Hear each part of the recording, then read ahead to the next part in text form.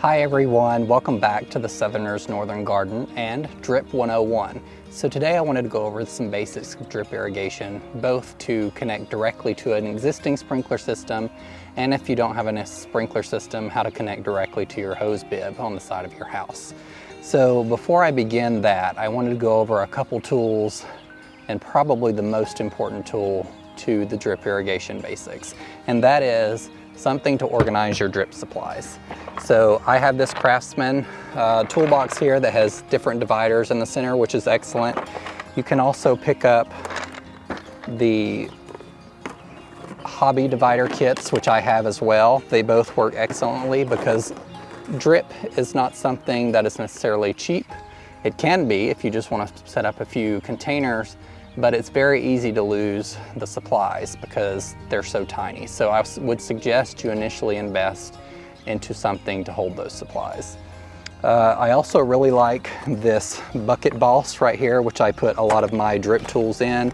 I keep a lot of my small tubing in here, and I carry it around anytime I'm working on drip irrigation around the house. So the second thing I want to talk about is where to source your drip supplies. So my first recommendation is, if you live in the Midwest or somewhere where you have a Menards locally, is to go to Menards. Menards has, hands down, the best drip selection that I've ever seen. Lowe's may have drip. Your Lowe's probably does have drip, but I would not recommend buying it there because it's overly expensive and a little overbuilt for what you need in your landscape or for containers. Another location is Home Depot. Your Home Depot may have drip supplies. I don't know about the pricing. I think they carry the Dig brand, but I will tell you right now, in Southwest Ohio, Home Depot does not carry any drip supplies at all, not even sprinkler heads. So the fourth option, which I have ordered a lot of supplies from, is Amazon. I initially purchased Dig products from Home Depot online, and I had an experience where they sent me the wrong item, and then it was difficult getting it reimbursed and fixed. And so I just buy a lot of stuff from Amazon because their return policy is super easy. And if you have an issue with that, they'll make it right. So initially I'm going to go over how to connect drip to your existing sprinkler system if you have a sprinkler system available. So my home, when I purchased it, had a sprinkler system. There had to be a lot of renovations to it because it was quite bad. However, if you have sprinkler heads in your flower beds, this is by far the best method to convert it to drip. And that is this Rainbird riser kit here. Let's see if I can get that to focus. Here, you might be able to see it better right here. I'll put a link to it below because I purchased these off Amazon as well. They're hit and miss. Sometimes you can find third-party resellers selling them, sometimes you can't. But it is essentially, you unscrew your existing sprinkler head and you connect this sprinkler head, and it has a little attachment here, which I actually have a bunch of these left over. So you connect this to the top of the sprinkler head basically, and it emits the water through this side, and there's also the one I used only has a single emitter. So this one goes out both ends, the one I used only has one side. That is by far the best way to get started with drip if you have an existing sprinkler system. And that's all you need as far as setup. This connection system right here that replaces the sprinkler head has a pressure regulator built in it to 30 PSI, I believe. That's pretty standard for drip irrigation. And so that's it. You connect this and then do your drip and you're good to go.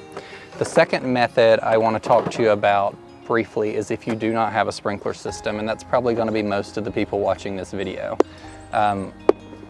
So what you'll need if you don't have a sprinkler system, I will put a link to some of these supplies below. I love the Rainbird brand now that I've been using it. It's readily accessible at Menards, and it's also readily purchased at Amazon. So those are great options. So if you're connecting directly to your sprinkler head, you will need a backflow device, which basically prevents the water after you turn it off from entering your home and contaminating your home's water supply.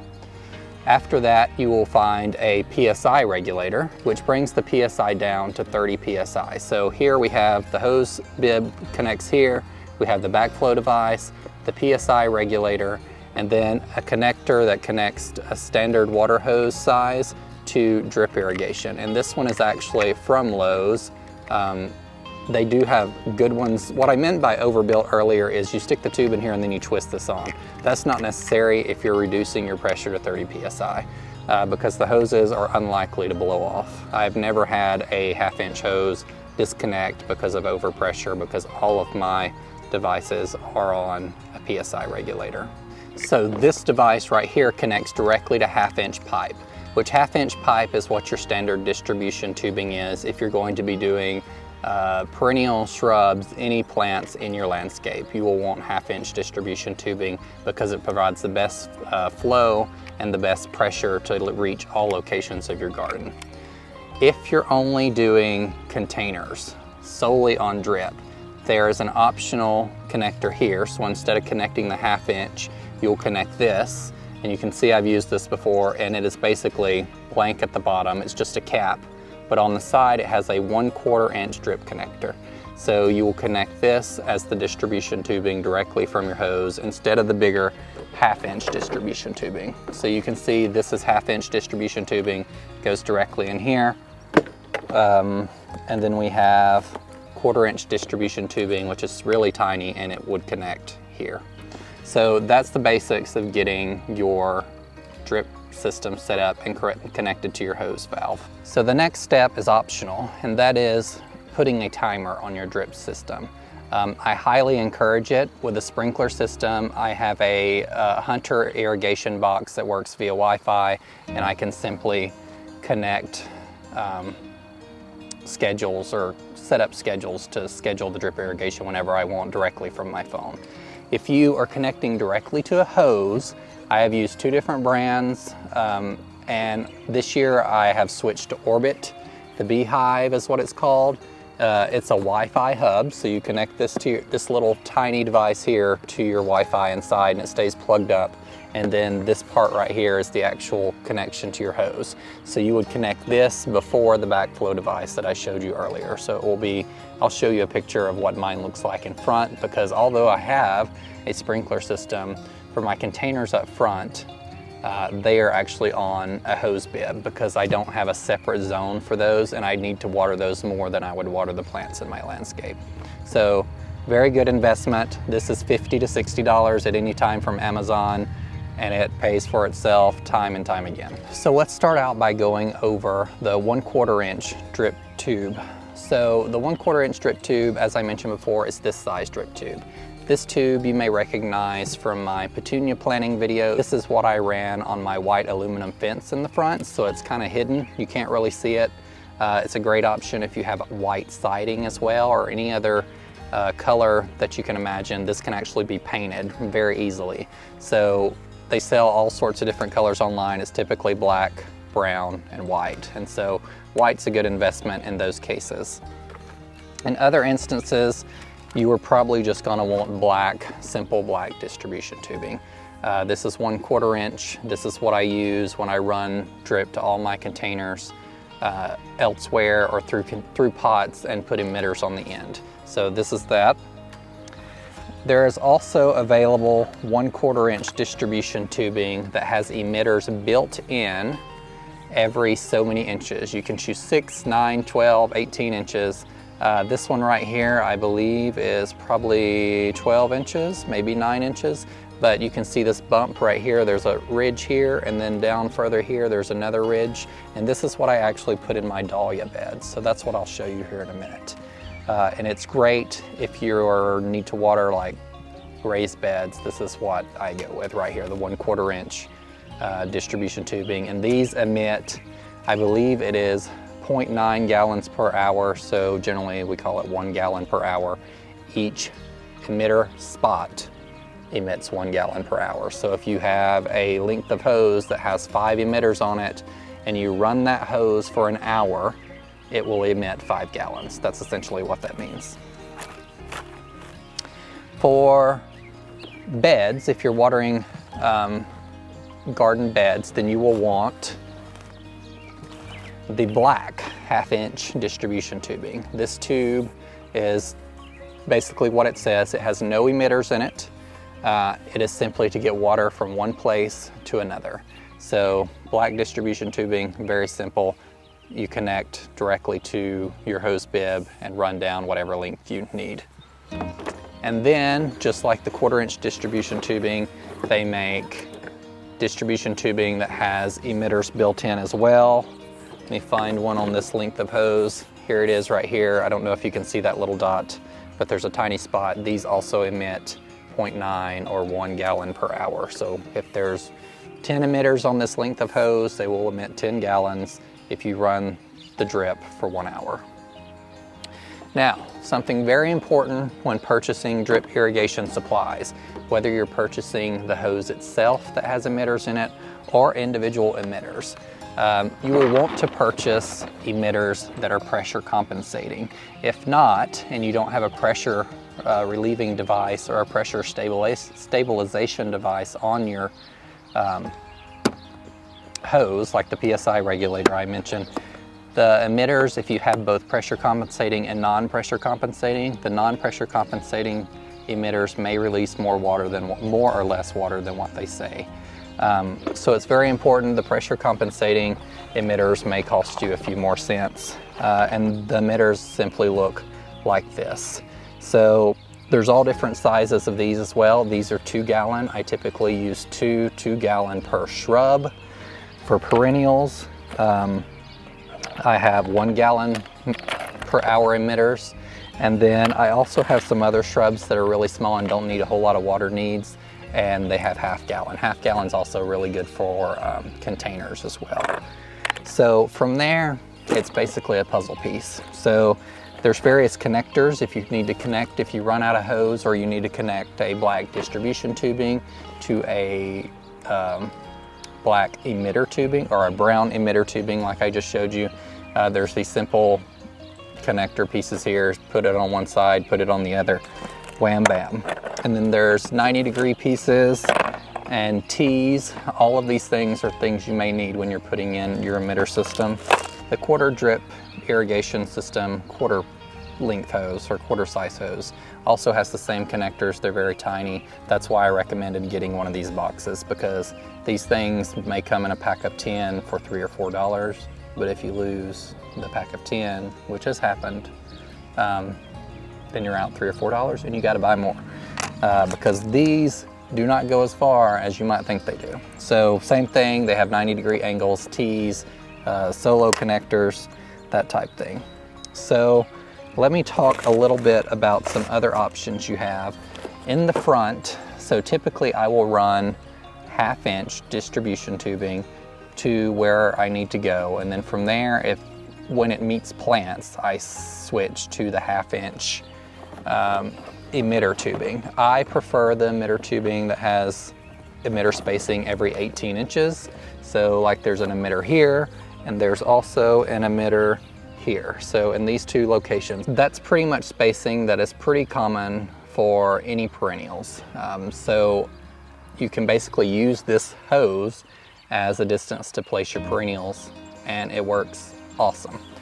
So if you need to plant something in between that 18-inch spacing, you can simply insert a drip emitter in it. Pressure compensating, preferably, as I mentioned, and there's multiple tools to do that. The cheapest tool you can buy is this one right here, and it has a very sharp point. Be very careful using it, and you just basically puncture a hole in the side of the tubing right here. That's simple as it is, and then from there you stick the drip emitter in the side.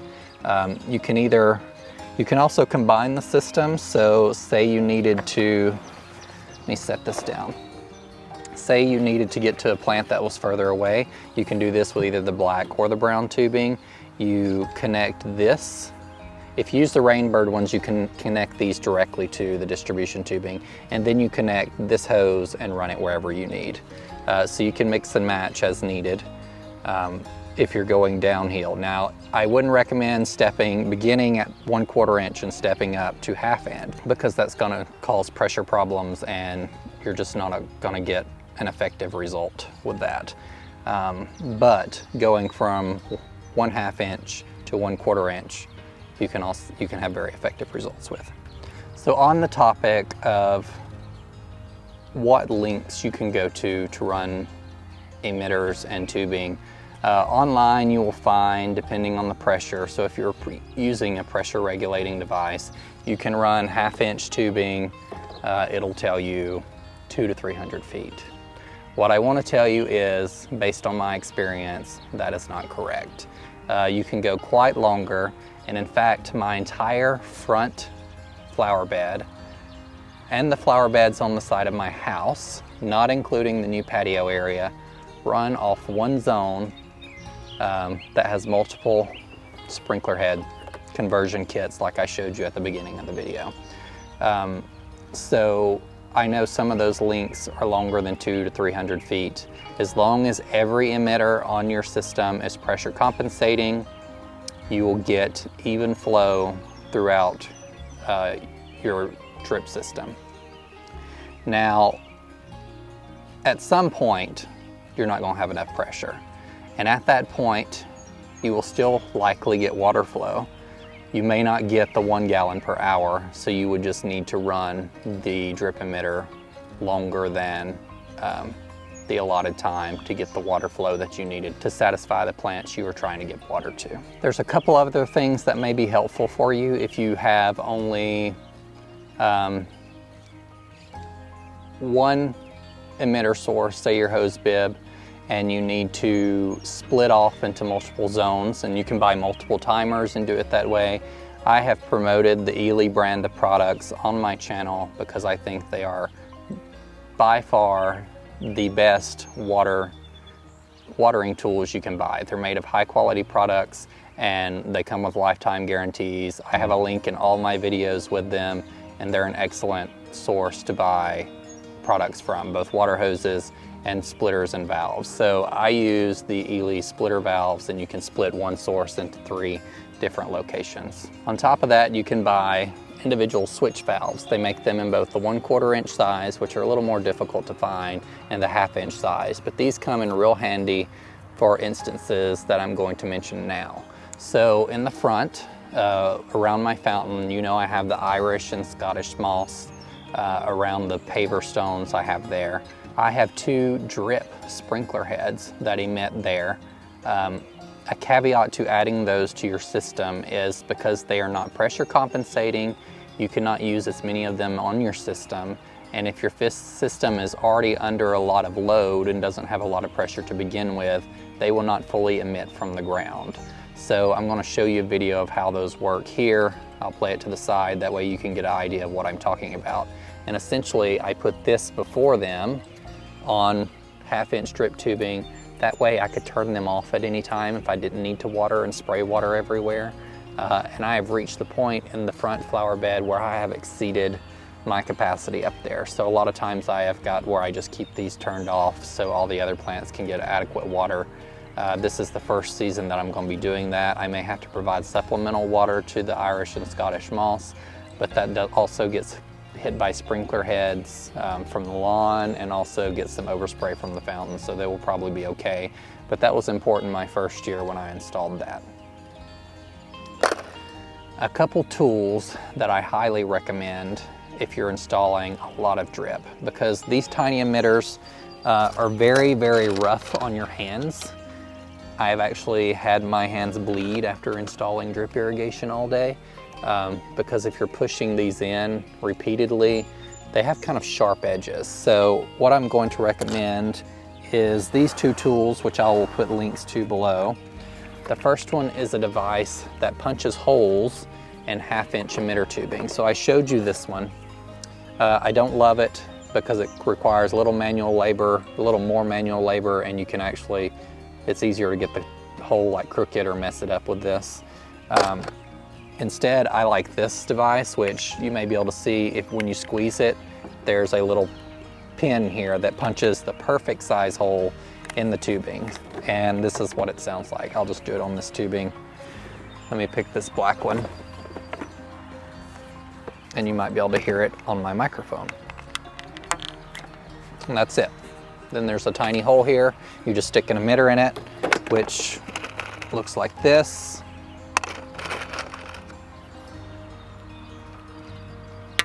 And there you go, water a shrub.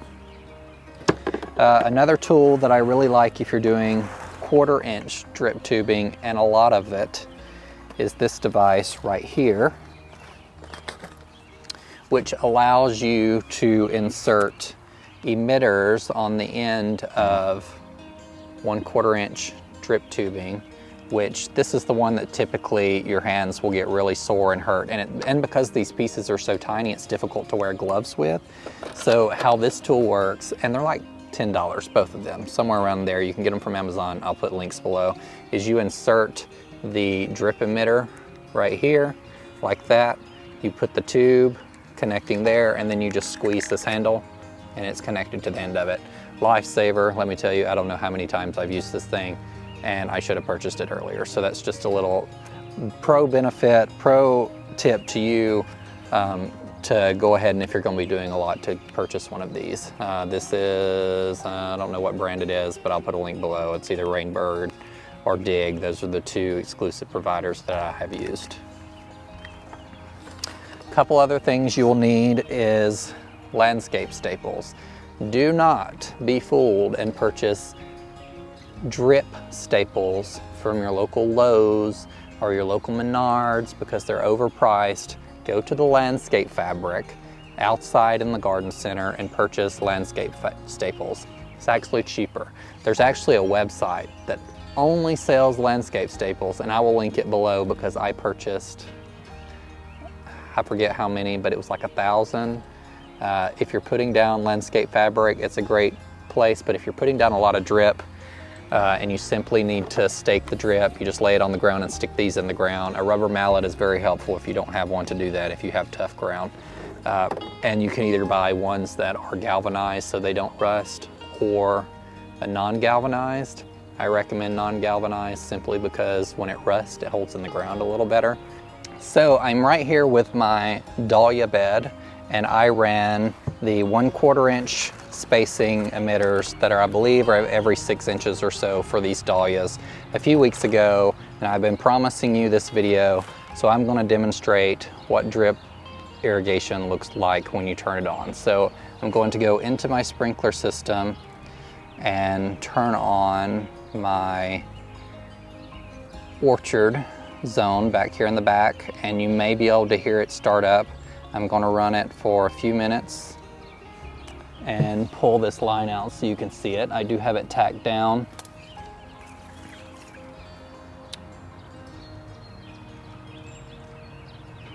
Give it just a second. You can hear the drip starting up. I don't know if you can hear that or not, but you'll see it here in a moment. It will start dripping out of these little holes. And that's why I highly recommend either the Wi-Fi controller. This is directly on my sprinkler system, as I mentioned, but you would also be able to do this from the 𝗟𝗶𝗸𝗲 integration system if you had this on a hose. So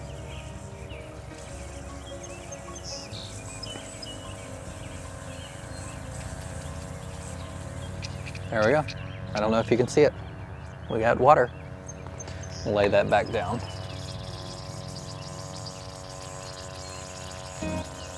You turn this off so it'll stop spitting and sputtering. It'll take a minute for all the air to get out of the line, and then it will stop that. It's really common. So one thing you will notice on this specific system is I had an end cap on it, which are basically these little things, which are also very easy to lose, people. That's why I'm recommending you get this little carry device. They're this small, and they basically stop the water flow. They plug it up from the end. Now, you only want to do that in instances like this. You could connect it completely together, but I have found that in raised beds, it's easier to cap it off at the end, because when you have plants growing in between it, if you do a circular completion of drip, then you'll have difficulties potentially moving the drip later with plants growing in between it. And so you have a circle and there's a plant in the center and you need to move it. Splitting it off with tees allows it to be moved more easily later in the season, either for bed cleanup or something of that sort. What you want to do normally, if you're not in a raised bed, is connect all the ends together. You do not want to end the drip system with a cap on it. The reason is because it causes, if your drip system becomes overused or has low pressure, I guess is the correct term, it will no longer allow the drip system to emit properly everywhere. So if you connect it to each other, it would allow the pressure in the system to be more consistent. So it's an excellent idea to do that if you're working in your beds directly. A lot of people say to form a grid system, which works really well, so I've started doing that. Where basically you use various tees and you grid off your flower bed using multiple rows spaced every 18 inches or whatever you need your spacing to be, and then you just use the multiple tees. That's why I said these goes very quickly. So typically they come in a pack of 4 for $3 or $4. It is not cheap to get started on drip, but it is probably one of the best decisions you will ever make, both from a water conservation perspective and a time-saving perspective. My first year gardening, I did not have nearly the amount of flower beds that I do now, and I spent a good hour to an hour and a half just in the front flower beds that were planted up, watering stuff I had put in the ground every day. And after the next gardening season, I knew I was investing in drip. So that was set aside as part of my plant budget for that year to install drip. And I bought multiple conversion heads that I showed you, bought all the drip irrigation supplies, and installed drip in every flower bed at my house. And now I can just touch on my phone when I want to water. I typically will water my beds for 20 minutes at a time every few days. If you're installing new plants and during the brutal heat of the summer, you may need to water every day. I typically do not run my drip irrigation for the full hour to get the full 1 gallon per hour emission from my lines. I don't find that it's needed with my clay soil. You may need it. You're just going to have to work and see what times work best for the plants that you have. And that's just something I, as Matthew and a gardener, can't tell you on your land. I have very heavy clay soil. In some instances, it doesn't need a lot of water, but in the brutal heat of the summer, that clay soil turns into a rock and becomes very difficult to absorb water. And so sometimes during the summer, I have to give it more water than I would otherwise. If you have a well system, this is a great method. If you don't have a well system, don't be shocked when you get your water bill. So just full disclosure, I save $100 per month all year round to water my plants for the year. That equals $1,200 per year. And I am in a county that provides very cheap water. During the winter, I have no bill payment because my sprinkler system is turned off. But during the summer, watering my plants during July and August I could easily get a bill that's $400 for 2 months of usage.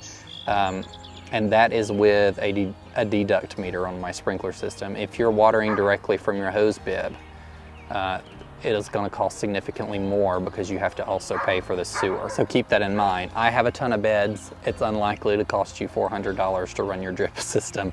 But if you are not on a deduct meter and you're running simply from your hose bib, please keep that cost in mind because you're not seeing it being emitted, and you can't get an accurate gauge of how much you're using unless you go through and count every emitter you have and the time you run it. So you know if you have a length of tube that's got 200 emitters on it and you run that for an hour and it's a 1 gallon per hour emission system, you've just used 200 gallons of water to water your flower beds in a day. So keep that in mind. Drip system is great because it allows you to water directly what you want. You get less weeds because of that, it's particularly during the summer. So there are benefits and trade-offs. You're not wasting water by just spraying it on the ground. You're directing the water where you need it to go. But at the same time, you are using water and you may not see how much you're using until you get that first bill. So just be cautious in that regard. So thank you guys for joining me today. I hope this video was helpful. I know drip can be something that people have a hard time getting into or understanding. And the biggest hard part about it is make sure you're putting on the backflow and the PSI regulator at the beginning. Some people get by without using the PSI regulator. You don't have to have it. and it will allow you to extend your drip system further. But at the same time, it might cause, depending on the pressure on your house and where the outflow is coming from, connector pieces to blow apart. So that's one downside to not using a PSI regulator. Other than that, it's pretty much a puzzle. You just connect the pieces as you need them, run the tube as you need them, make sure you're doing a grid pattern, buying pressure compensating emitters so the pressure across the system is consistent, and that's pretty much it. If y'all have any questions at all, please leave them below. I hope I've lifted the veil of drip irrigation a little bit and made it a little easier to understand. But I know it's not necessarily an easy task for everyone, and it wasn't for me when I got started. The biggest trouble you're probably gonna have is sourcing supplies. So what I'm going to do for you is I'm going to put a list of supplies that you need to get started below. You can buy starter kits. Those may be great options for you if you just need to put a couple pots or containers on drip irrigation. If you're delving into doing your landscape, then I would not recommend purchasing a starter system unless it comes with the backflow and the PSI regulator, simply because it may be a waste of money. You'll probably get stuff you'll need to use, but you may also get stuff that's not helpful and it'll be kind of wasteful. So I'll let you make that decision, but there'll be links below for some items to get you started. And I hope y'all enjoyed this video. Like, comment, and subscribe, and stay tuned for more gardening information. See you guys in the next video. And remember, in a world full of hate, be a light. Bye, everyone. Locations, that's pretty much spacing that's pretty, whoa. Did you see that?